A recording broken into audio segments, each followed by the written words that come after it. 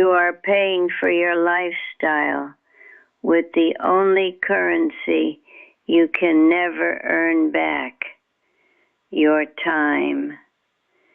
And the scariest part is the exchange rate keeps changing, but nobody tells you. You think you're trading a few late nights for security, a few missed dinners for freedom, a few years of grinding for someday. But someday is not a place you arrive. It's a story you tell yourself so you don't have to feel the cost today. I'm not here to shame ambition. I'm here to expose the math. Because right now, your calendar is the receipt. And if you read it honestly, you'll see what you're actually buying. I spent my life close to money, not just around it, but inside it. I watched it from the front row, in quiet rooms where the lights are dim, the voices get soft, and the truth gets loud. I saw what people protect when they're rich and what they regret when they're dying. I saw the things they never said at parties but whispered at 3 a.m. when the house was huge and silent. And I learned something that still haunts me. Plenty of people die wealthy and still feel bankrupt. Let's be clear. Money matters. If you've ever opened your fridge and tried to make dinner out of nothing but hope, you already know that. If you've ever delayed a doctor visit because the copay felt like a mountain, you know that. If you've ever heard the word rent and felt your chest tighten, you know that. Money buys stability. It buys choices. It buys safety. It can reduce stress that destroys your health. Anyone who tells you money doesn't matter has probably never needed it. But what I'm saying is different. I'm saying money stops being medicine at a certain dose. Because after your basics are covered, the chase turns into a different kind of poverty, a poverty of presence, a poverty of connection, a poverty of rest. You start paying for extra with the best parts of your life. You pay with mornings you never feel. You pay with birthdays you attend through a screen. You pay with conversations cut short by notifications. You pay with the version of you that laughs easily, sleeps deeply, and has time to look someone in the eye and actually listen. You trade that version away little by little and call it being responsible. I remember a woman who lived in a home that looked like it belonged in a movie. Long driveway, tall windows, rooms that echoed when you walked. She had art on the walls that people came to admire. She had gardens that were maintained like a museum exhibit. There were staff who handled everything, the food, the cleaning, the phone calls. And yet the most common sound in that house was quiet. She wasn't afraid of death. She was afraid of being forgotten. She kept asking, "Do you think they'll come?" And she wasn't talking about friends. She was talking about her children. She had raised them with the logic a lot of parents use when they're chasing a number. I'm doing it for them. She believed sacrifice was love. The problem is children don't experience love as money. They experience love as attention. They remember who showed up. They remember who sat on the floor with them. They remember who knew their favorite song, their fear, their inside joke. And when you outsource presence for profit, you may give them everything they can own, while starving them of what they can feel. Near the end, that woman looked at her own house like it was a beautiful cage. Another man I cared for had a view that would make you stop talking mid-sentence. city lights, skyline, the kind of place people take photos of and post online to prove they've made it. He had watches in drawers he forgot he owned. He had suits still hanging with tags. He had a wine collection that could have funded a small college. And he had oxygen tubes. He had a body that couldn't keep up with the life he built. One day he said, "I was always one deal away from slowing down." And then he paused, like he realized the punchline too late, and said, "I never slowed down." He told me about his wife, how they had promised each other they'd travel when he got through this season, how they were going to take the trip after the next quarter, after the next promotion, after the next big milestone. And then she got sick, and then she was gone, and in that room with the skyline shining like a trophy, he didn't talk about money. He talked about pancakes on Sunday morning. He talked about ordinary moments like they were priceless, because now he understood they were. He said he'd trade everything he owned for one more year of normal. This is what people don't tell you about success. It can be addictive because it is measurable. You can count money, you can track it, you can compare it, you can watch it go up and feel like you're winning, but you can't easily measure a healthy marriage. You can't graph a childhood you didn't miss. You can't quantify the feeling of being calm in your own body. No one gives you a bonus for being a present parent. No one hands you a trophy for calling your dad back.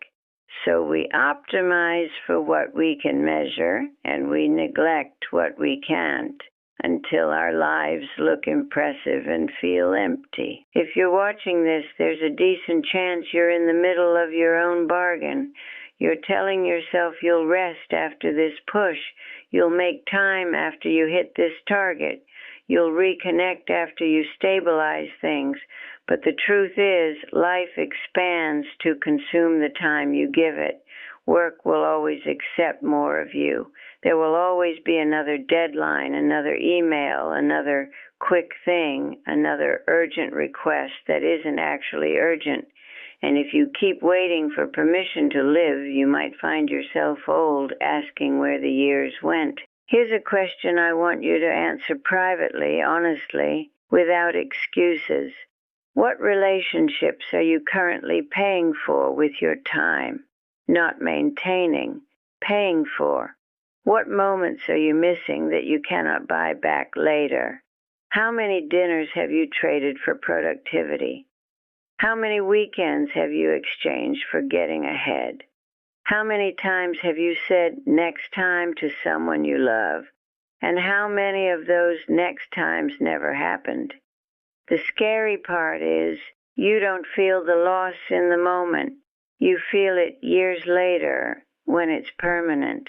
I used to think regret was dramatic, like movies, like people crying and making big speeches.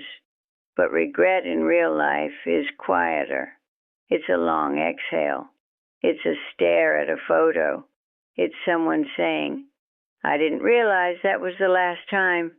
It's the realization that you were present physically but absent mentally, that you were in the room but your mind was at work, that you sat at the table but your attention was elsewhere. And over time, people stop inviting you into their lives, not out of anger, but because they learn you're not really there. Now, I'm not telling you to quit your job or abandon your goals. I'm telling you to stop lying to yourself about the cost. Because a lot of people say, "I have to do this," but what they mean is, "I don't want to face the consequences of choosing differently." Choices can be scary. They can involve smaller houses, older cars, fewer luxuries, slower status. But there is another consequence that's even scarier: waking up with all the money you wanted and none of the life you meant to live. Let me tell you about someone who did it differently. She lived in a modest home, nothing flashy, No grand staircase, no staff, just a life that looked ordinary from the outside. She didn't have the biggest kitchen, but it was always full. Family dropped by, neighbors came over, people sat close because the rooms were small, and that closeness turned into connection. She wasn't pain-free, she wasn't living some perfect dream, but she had something I rarely saw in mansions, companionship that didn't feel transactional, and when her time came, she wasn't alone. She told me once, "We decided early on what we were not going to miss," and that sentence has stayed with me. Not what they were going to buy, not what they were going to achieve, what they were not going to miss. They protected dinners, they protected weekends, they protected the small moments. They still worked, they still struggled sometimes, but they treated their time like it mattered. Because it does. They understood that your life is not the highlight reel you post. It's the everyday hours you spend with the people who love you. I've heard people say, "I'm doing this for my kids," and I believe them. Most people mean it, but kids don't need perfection. They need access. They need your presence more than your presence.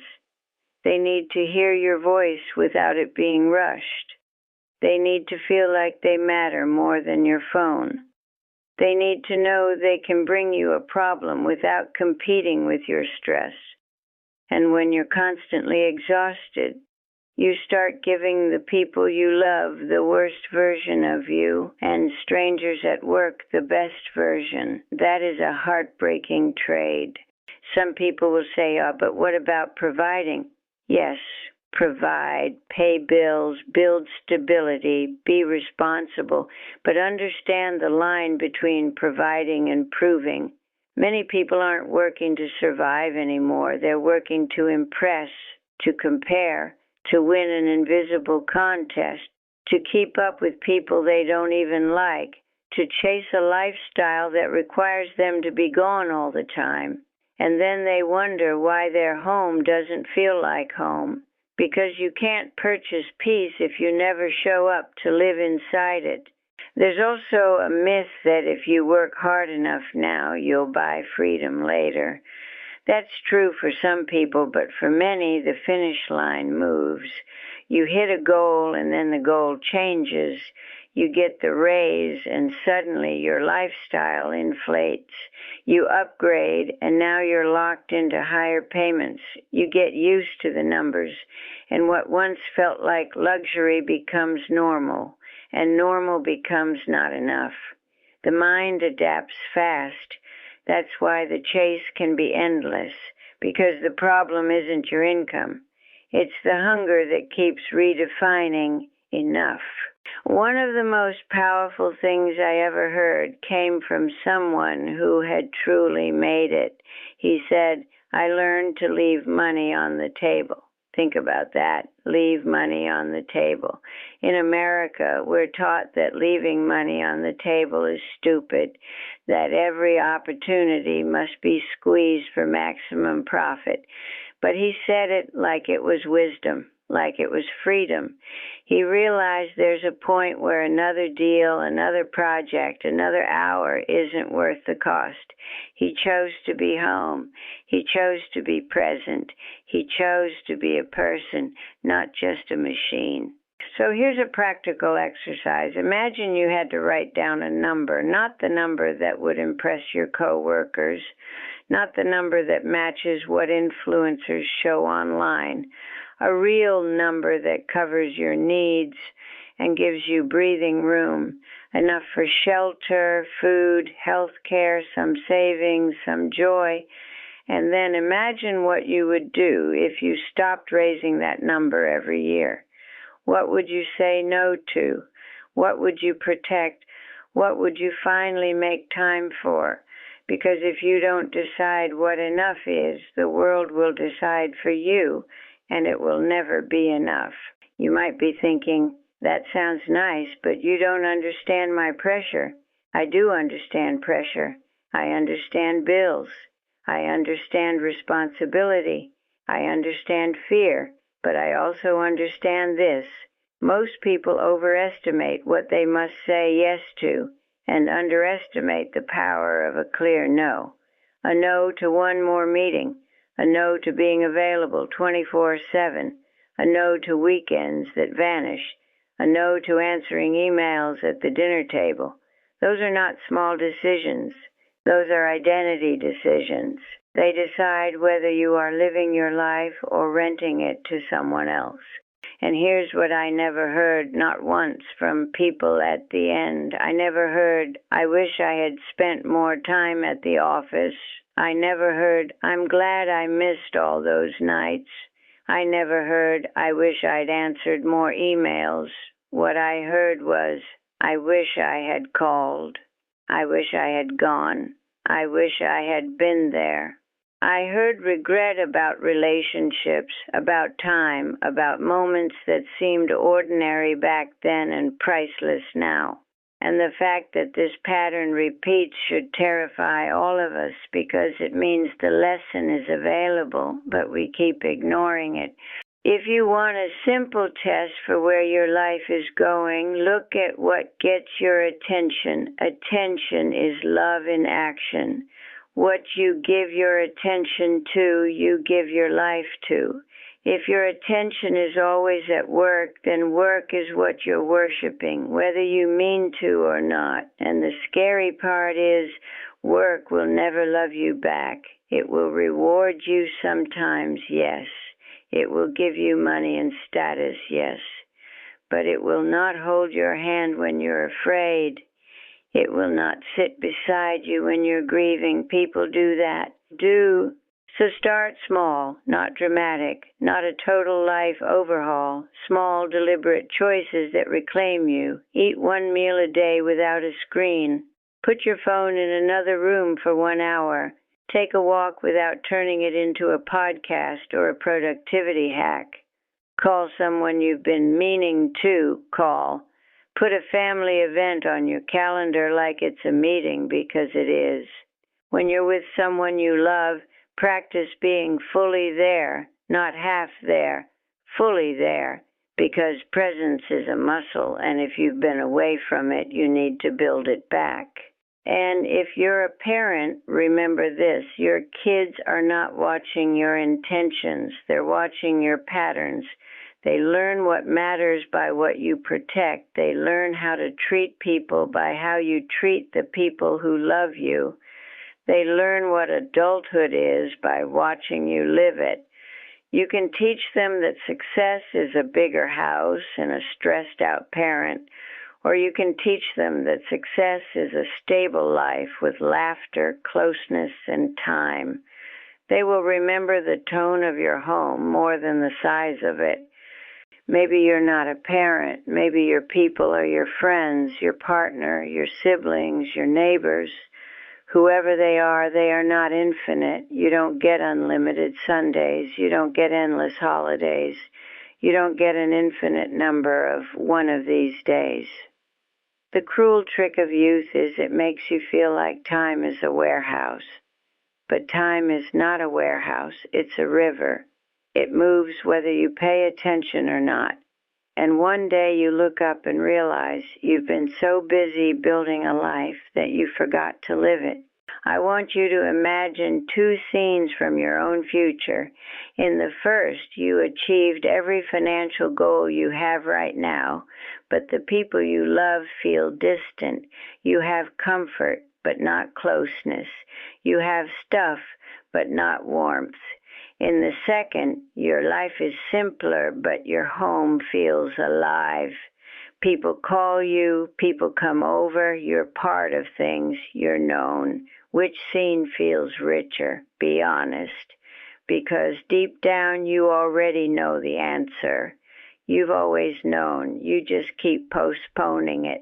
This is the part where most advice tells you to hustle smarter, optimize more, push harder. I'm telling you the opposite. I'm telling you to get honest.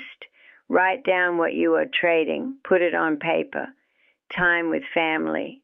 time with friends, sleep, health, calm, joy. Then write down what you're getting. More money? Sure. But is it buying what you think it's buying? Or is it just feeding a number that keeps moving? Because if the number is infinite, the sacrifice becomes infinite too. And that is not a plan. That is a slow leak of your life. You don't need to wait for a crisis to wake up. You don't need a diagnosis. You don't need a tragedy. You can choose now. You can choose a smaller life that feels bigger. You can choose to protect what can't be replaced. You can choose to stop treating rest like something you earn only after you break. You can choose to stop using busy as a badge and start seeing it as a warning sign. You can choose to be the kind of person who is reachable, present, and real, not just productive. So what is your number? Not the fantasy number, the honest number. And what are you willing to leave on the table to get your life back? What are you willing to say no to so you can say yes to the people who actually matter? Because at the end, your bank balance will not sit by your bed. Your title will not hold your hand. Your email inbox will not whisper that it loves you, but your people might if you don't trade them away. Your life is happening right now. Don't miss it.